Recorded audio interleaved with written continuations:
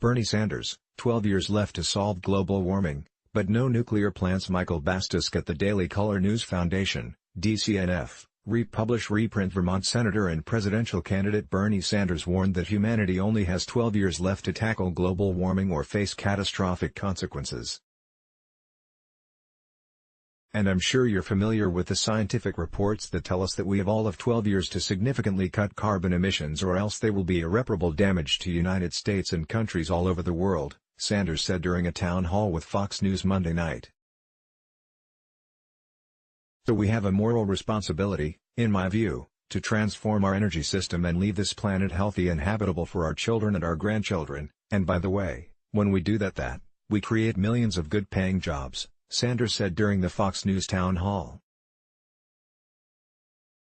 Trending, breaking, troops to be deployed. The 12 years left talking point originates from an October United Nations climate report that found global greenhouse gas emissions need to fall 45% by 2030 to keep future warming below 1.5 degrees Celsius by 2100. Environmental activists and the media took that to mean the world had 12 years left to avoid catastrophic global warming. Prominent climate scientists did little to moderate or fact-check those claims for months. The claim gained steam as youth activists blared it at protests and as prominent politicians, like Democratic New York Rep. Alexandria Ocasio-Cortez, warned there were only 12 years left in promoting the Green New Deal. When questioned by fact-checkers, however, experts admitted there was no 12-year deadline to avert climate catastrophe. Sanders also told the town hall audience we should phase out nuclear power plants, the country's largest source of greenhouse gas emissions-free electricity. Fox News anchor Martha MacCallum pushed back, however, questioning Sanders' opposition to nuclear power.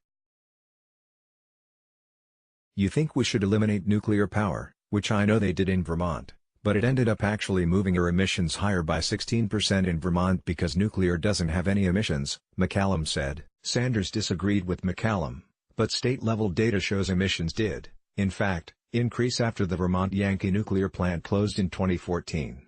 That plant provided 70% of Vermont's electricity. The Yankee plant was largely replaced by natural gas generation, which means more carbon dioxide emissions. Vermont's emissions are now 16% above 1990 levels, the opposite direction it needs to go to meet its goal of cutting emissions 40% below 1990 levels by 2030. "I fear very much the kind of world that we are leaving to our kids in terms of more drought, more flooding, more extreme weather disturbances, more rising ocean levels," Sanders said. "And when those things happen, by the way, they become a national security issue because people migrate." Follow Michael on Twitter. Click here for reuse options. Copyright 2019 Daily Caller News Foundation. Content created by the Daily Caller News Foundation is available without charge to any eligible news publisher that can provide a large audience. For licensing opportunities of our original content, please contact Email Protected. Facebook has banned us. The leftists at Facebook decided they didn't like our message, so they removed our page and are censoring us. Help us fight back and subscribe to our newsletter so that you can stay up to date with everything Facebook doesn't want you to see. Email Let's Block Ads. Why?